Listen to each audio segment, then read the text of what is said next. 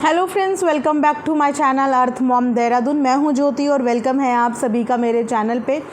तो जिस वीडियो का मुझे इंतज़ार था फाइनली वो वीडियो आ गई है। तो मुझे इंतज़ार था सचिन की वीडियो का, क्योंकि सरिता जेठू जी ने तो अपनी वीडियो के माध्यम से बहुत सारी चीज़ें क्लियर कर दी थी। कुछ ऑडियो चैट्स, कुछ चैट्स, कुछ रिकॉर्डिंग्स, वो सब कुछ दिखाई थी। लेकिन वहीं पे मैं हमेशा दोनों पक्षों को सुनने के बाद अपना जो है वो एक कंक्लूजन या अपना एक पॉइंट ऑफ व्यू देना ज़रूरी समझती हूँ। जहाँ पे मैंने अपनी पिछली वीडियो में सरिता जी की वीडियो सुनने के बाद एक रिएक्शन दिया था, और अब इस वक्त मैं सचिन की वीडियो देखने के बाद एक रिएक्शन देने वाली हूँ।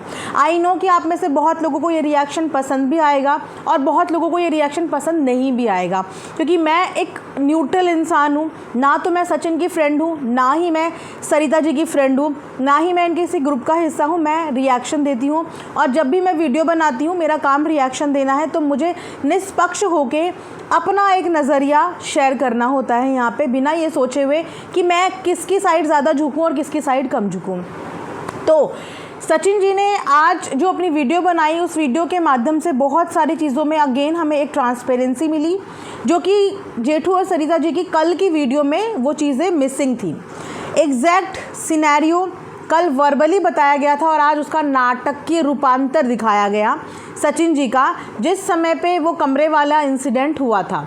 तो जिस टोन में और जिस अंदाज में सचिन ने एग्जैक्ट वर्ड टू वर्ड बात बताई, क्योंकि उन्होंने कहा था कि मैं इसमें एग्जैक्ट पॉइंट टू पॉइंट और वर्ड टू वर्ड बात करूंगा, तो वहाँ पे ऑलरेडी सरिता जी डिस्टर्ब थी, डिसअपॉइंट थी अपने अरेंजमेंट्स को लेके, और वो एक्सपेक्ट कर रही थी अपने फेलो क्रिएटर के साथ कि वो उनके लिए कुछ स्पेशल फील कराए, और वो जो अरेंजमेंट हुआ था उससे नाखुश थी। और यही आर्ग्यूमेंट चल रहा था उस बंद कमरे के अंदर जहाँ पे एंट्री होती है सचिन की। और जो बिहेवियर सरिता जी का सचिन के टूवर्ड्स था, वो मुझे लगता है कि तभी निकलता है जब हम ऑलरेडी किसी से अंदर जो है वो किसी को नापसंद करते हैं। कोई भी नॉर्मल बंदा अगर ऐसे बीच में आता है जिसे पता भी नहीं है कि कमरे के अंदर आखिर चल क्या रहा है, वो सिर्फ एक मेडिसिन देने आता है, तो हम एक नॉर्मल वे में भी बोल सकते हैं कि अभी हम कुछ इंपॉर्टेंट बात कर रहे हैं, फीमेल थोड़ी देर में आके बात कर लेना। लेकिन जो टोन और जो एग्रेशन और जो वर्ड्स सचिन ने अपनी वीडियो में आज दिखाए, वो वाकई में ऐसा टोन था जिसका किसी को भी बुरा लगेगा, वो भी फीमेल्स के सामने, 5-7 औरतों के सामने अगर आप किसी को इस तरीके से धुतकार के भगाओगे, तो यहाँ पे उसकी इज्जत पे भी बात आती है कि ये क्या रेपुटेशन है। तो उस वक्त पे उन्होंने भी उस चीज़ को अंडरस्टैंड किया कि चलो प्रेगनेंसी फेज चल रहा है, और जेठू जी ने भी समझाया, तो वो चीज़ें वहाँ पे ख़त्म हो गई। वो सारा इंसिडेंट आपने भी ऑलरेडी देख लिया होगा, तो हम सीधा से जंप करेंगे उस ऑडियो वाली बात पे, क्योंकि बेसिकली उस ऑडियो रिकॉर्डिंग के बाद ही लोग एक जजमेंट पास करने लग गए हैं वन साइडेड सुन के। क्योंकि कल वाली ऑडियो सुन के मैंने क्या बोला था कि हर एक ऑडियो का इंसान वही पोर्शन दिखाता है और वही पार्ट दिखाता है जिसमें सामने वाले को वो बुरा दिखाना चाहता है। लेकिन जब एक पूरी की पूरी टॉप टू बॉटम चीज़ सामने आती है, तो वो बहुत डिफरेंट होती है कि किस कॉन्टेक्स्ट में वो बात बोली गई, उसके आगे क्या बात हो रही थी, उसके पीछे क्या बात हो रही थी। तो फाइनली इशू ने आज लाइव में ही, जो भी वीडियो कॉल थी वो लाइव में हुई ऑडियो कॉल, और उसमें पब्लिक ने सुना। जब सचिन ने आज अपना वीडियो बनाया तो उन्होंने इशू के साथ अपनी कॉन्वर्जेशन बताई कि आखिर में वो ऑडियो क्लिप उनके पास आई कैसे। तो ये ऑडियो क्लिप किसी और से नहीं बल्कि मामा जी के थ्रू गई है उनके पास, क्योंकि मामा जी को ये कॉन्फिडेंस लिया गया, मामा जी को ये विश्वास दिलाया गया कि आप हमें अगर ऑडियो रिकॉर्डिंग देते हैं तो हम केस वापस ले लेंगे। अब इशू के ऊपर ऐसा कौन सा केस है जिसके प्रेशर में वो लोग इशू से कुछ भी करवा सकते हैं, जिसके ब्लैकमेलिंग में वो उससे स्टोरी पोस्ट करवा सकते हैं, अपनी साइड से बुलवा सकते हैं, रिकॉर्डिंग वगैरह सब कुछ मंगवा सकते हैं, जस्ट बिकॉज सचिन को नीचा दिखाने के लिए। अब सचिन ने यहाँ पे एक बात ये भी बताई कि मेरी इंटेंशन सिर्फ उसको ग्रो करवाना था। अब उनसे अगर मेरे कनेक्शन टूट गए तो मैं जाके उसको ग्रो करवाऊँ, उससे मिलूँ, उसकी वीडियो में आऊँ या उसको अपनी वीडियो में लूँ, मैं कुछ भी करूँ, वो मेरा पर्सनल रीज़न है। मेरे उस रीज़न की वजह से तुम्हारा तो मैंने कहीं नाम ही नहीं लिया था, जिक्र भी नहीं किया था, लेकिन उसके बाद भी बुरा लगा, और बुरा इस कदर लगा कि ऑडियो वीडियोस मंगाई गई और बिना किसी कंसेंट के वो वीडियोस, ऑडियोज़ एंड चैट दिखाई गई ऑडियंस को। और साथ में उन्होंने ये भी बोला कि किसी की प्रीवेसी इस तरीके से ब्रीच नहीं करनी चाहिए थी। किसी इंसान ने आपको भरोसे में दिया था, तो अब आप ये सोचिए कि किस पे और कौन भरोसा करेगा अब। आपने किसी को ज़ुबान दी इस बात की कि मैं वो ऑडियो आने नहीं दूंगा, और आपने अपनी ज़ुबान ही तोड़ दी जस्ट बिकॉज अपने आप को सही प्रूव करने के लिए। हमें लगा था कि 3-4 दिन तक पार्टी वार्टी वाला माहौल हो गया, आप लोग पार्टीज़ में चले गए तो ये मैटर यहीं पे क्लोज़ हो गया। लेकिन पार्टी ख़त्म होते ही बंदा भी ठीक से घर भी नहीं पहुंचा था और इन्होंने वीडियो शूट करके डाल दी।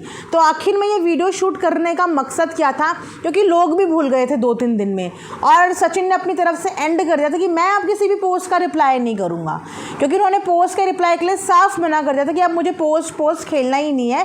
अगर बात करेंगे तो ऑफ कैमरा करेंगे, ऑन कॉल करेंगे, लेकिन मुझे ये पोस्ट नहीं खेलना है। उसके बाद जेठू जी ने इंस्टाग्राम पे स्टोरी भी पोस्ट करी कि मैं भी कुछ वीडियो नहीं बनाऊंगा, क्योंकि सामने वाले को अगर मेरी वीडियो से स्ट्रेस हो रहा है, और अगर वाकई में मनीषा प्रेग्नेंट है और उसको स्ट्रेस हो रहा है इन सब चीज़ों से, इन सब कंट्रोवर्सी से, क्योंकि यही स्ट्रेस की बदौलत तो उस समय पे सरिता दीदी को भी इन्होंने बचाया था कि सरिता जी का प्रेगनेंसी फेज चल रहा है और इस समय पे वो थोड़ा सा ऐसी रहेंगी, प्लीज़ डिस्टर्ब मत कर, है ना, ये हो जाएगा। अपनी वाइफ को भी आपने उस समय पे सपोर्ट किया था, जिस समय पे वो प्रेग्नेंट थी, वो लोगों पे चिल्ला रही थी, अगर ऐसे एग्रेसिवली बात कर रही थी, तो आपने बीइंग अ लाइफ पार्टनर उनको भी यही समझाया कि वो प्रेग्नेंट है। और अगर वाकई में इस वक्त मनीषा प्रेग्नेंट है तो अब आपकी समझदारी मनीषा के टाइम पे कहाँ चली गई? क्यों आपने मनीषा के टाइम पे ये कंट्रोवर्सी को उछाला, जबकि सचिन वहाँ से बार बार इस बात को बोल रहे थे कि मुझे आगे ये मैटर नहीं बढ़ाना, मुझे आगे ये मैटर नहीं बढ़ाना, इस मैटर को बंद कर दो। और हमें वाकई में ये लगा था कि 2-3 दिन से कि मैटर क्लोज हो गया है, अब नहीं उठने वाला, दब गया, इन लोगों ने बैक कैमरा बात कर ली। लेकिन कल की वीडियो के बाद मैं खुद हैरान हो गई कि ये क्या हुआ कि पार्टी फंक्शन अटेंड करने के तुरंत बाद ही वहाँ से वापस आते ही प्रॉपर एक वीडियो शूट हो जाता है, और वो भी रिकॉर्डिंग सामने वाले को ब्लैकमेल करके मंगाई जाती है, क्योंकि उनके ऊपर कोई केस चल रहा है। I am very much disappointed इस चीज़ को देख के, क्योंकि मैं बहुत ज़्यादा समझदार समझती हूँ, और अगर समझदारी सिर्फ इतनी में है कि सामने वाले को कैसे यूज़ करना है या उससे कैसे प्रूफ्स लेने हैं, तो आई एम सॉरी टू से मैं बहुत ज़्यादा डिसअपॉइंट हूँ इस चीज़ के लिए। बस वाले इंसिडेंट की भी बीते दिनों बात हो रही थी कि बस वाला इंसिडेंट आखिर क्या था। तो बस वाला इंसिडेंट भी बताया कि बस में ये लाइव आना चाह रहे थे, जहाँ पे सारे क्रिएटर्स के अपने अपने कंटेंट थे। अब ये जो गेट टुगेदर का ट्रेंड था, एक्चुअली में ये एक तरीके का कोलैबोरेशन ही है क्रिएटर्स का, क्योंकि सबको एक नया कंटेंट मिलता है, एक दूसरे के वीडियोस में आते हैं तो एक दूसरे के सब्सक्राइबर एक्सचेंज होते हैं, सबको इक्वल फ़ायदा होता है। और अगर वहीं पे आप आके लाइव आ जाओ, पूरा माहौल पहले ही दिखा दो, तो व्लॉग में दिखाने के लिए कुछ भी हैपनिंग चीज़ नहीं बचती, क्योंकि ऑलरेडी ऑडियंस जो है वो चीज़ें लाइव में देख लेंगी। तो उस हिसाब से लाइव करने के लिए मना किया था उस समय सचिन ने, जिसके जवाब में मिलियन सब्सक्राइबर की बात भी बोली और ये भी बोला कि मेरा मैनेजर मुझे जो बोलेगा मैं वो करूँगी। तो इससे तो साफ जाहिर हो रहा था कि आपको कहीं ना कहीं सरिता जी को सचिन जी पसंद नहीं थे, और इसीलिए शायद उनकी फ्रस्ट्रेशन बार बार सचिन पे निकलती थी, डायरेक्टली इनडायरेक्टली, क्योंकि जब हमें कोई पसंद नहीं होता तो हम उसकी हर बात को काटते हैं, है ना। उसके अलावा आज एक और नाम सामने आया, वो था सृष्टि जी का, जहाँ पे कुछ लोगों ने ये भी बोला कि सचिन की भी बहुत लोगों से नहीं बनती है, कई बार उसके भी पंगे होते हैं। तो आज ये भी पता चला कि सरिता जी की भी बहुत लोगों से नहीं बनती है, उनके भी बहुत लोगों के साथ पंगे होते हैं, वो बहुत लोगों को डोमिनेट करती हैं और बहुत लोगों के इंसल्ट करती हैं, और इनकी वजह से कई क्रिएटर रोते रोते भी बाहर निकले हैं। जहाँ पे एक नाम सामने आया है सृष्टि जी का।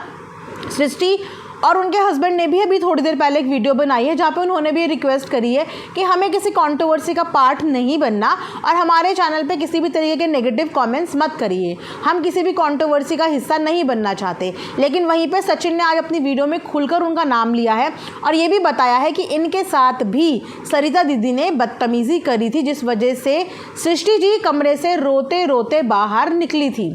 उसके बाद उन्होंने सब कुछ बताया कि क्या रीज़न था, लेकिन वो रीज़न अभी भी सचिन ने सामने नहीं बताया है। लेकिन सचिन ने ये बात बोली है कि अगर ये चीज़ें यहाँ पे वाइंड अप नहीं हुई तो मेरे पास ऐसी बहुत सारी चीज़ें हैं और ऐसी चीज़ें हैं जिनकी वजह से इनका सोशल मीडिया में रहना मुश्किल हो जाएगा। हालांकि जेठू सरिता जी ऑफलाइन उनके ऊपर प्रेशर बनाने की भी कोशिश कर रहे हैं, ये भी सचिन जी ने बताया कि डराने धमकाने और प्रेशर बनाने की कोशिश की जा रही है। लेकिन मैं डरता नहीं हूँ कि अगर मैं सच्चा हूँ तो मैं डरूंगा नहीं, और मैंने नहीं बोला था कि इस चीज़ की शुरुआत करो, ना मैं वीडियोस बनाने के फेवर में था, ना ही मैं इस कंट्रोवर्सी को आगे ले जाने के फेवर में था। लेकिन अगर ये चीज़ें नहीं रुकेंगी तो मैं ऐसी बहुत सारी चीज़ें पेश कर दूंगा। इशू के चैनल को भी प्रमोट किया है और उसको सपोर्ट करने के लिए भी बोला है कि अगर उसको डराया धमकाया जा रहा है, मेरा मोटिव सिर्फ उसके चैनल को ग्रो करवाना था और मैं उससे 3-4 महीने से टॉकिंग टर्म्स में हूँ।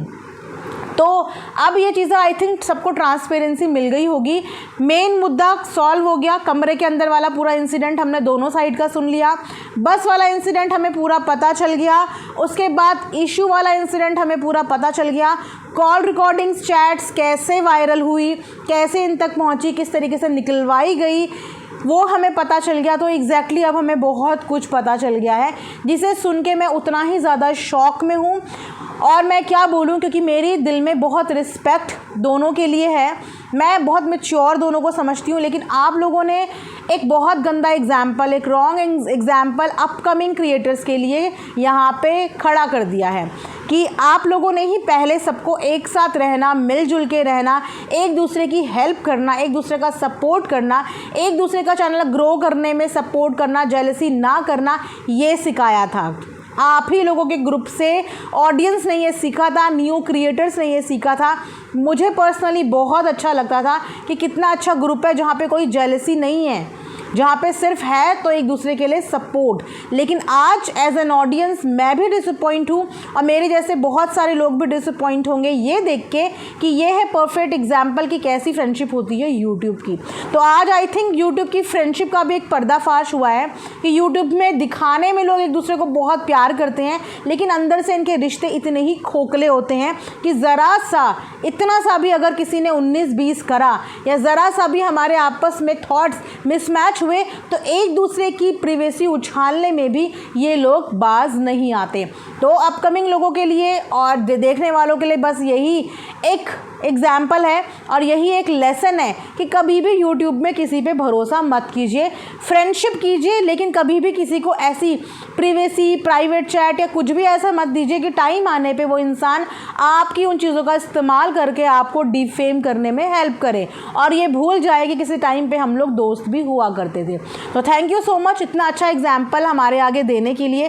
थैंक यू सो मच हमें इतना डिसअपॉइंट करने के लिए कि जिस फ्रेंडशिप पे हम लोग नाज करते थे, आज उस फ्रेंडशिप ने यूट्यूब के अंदर एक तमाशा बना दिया है।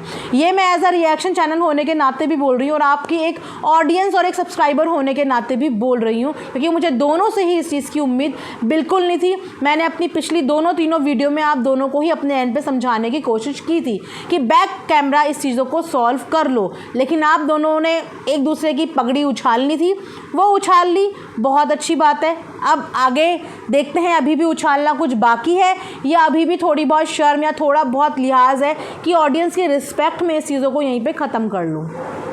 देखते हैं, क्योंकि टक्कर दोनों ही आपस में एक दूसरे को टक्कर दे रहे हैं।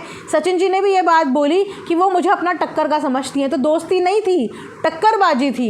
एक को अपना टक्कर का समझता था और एक को अपना टक्कर का समझता था। तो दैट मीन्स कि आप लोगों के बीच में फ्रेंडशिप थी ही नहीं, कन्वीनियंस का रिश्ता था, सिर्फ काम का रिश्ता था बस। उसके अलावा जो रिश्ता था, अगर इतना भी आप दोनों के दिल में एक दूसरे के लिए प्यार होता तो शायद इस लिहाज में आप लोग ऑफ कैमरा इन चीज़ों को सॉल्व कर देते, लेकिन कोई इनिशिएटिव नहीं लिया गया। और तो और दूसरों को ब्लैकमेल करके प्रूफ्स इकट्ठे करना ये बिल्कुल भी शोभा नहीं देता। पर्सनली लोगों को टेक्स्ट करना और उनको कन्विंस करना या उनको इन्फ्लुएंस करना या भड़काना ये भी एक्चुअली शोभा नहीं देता।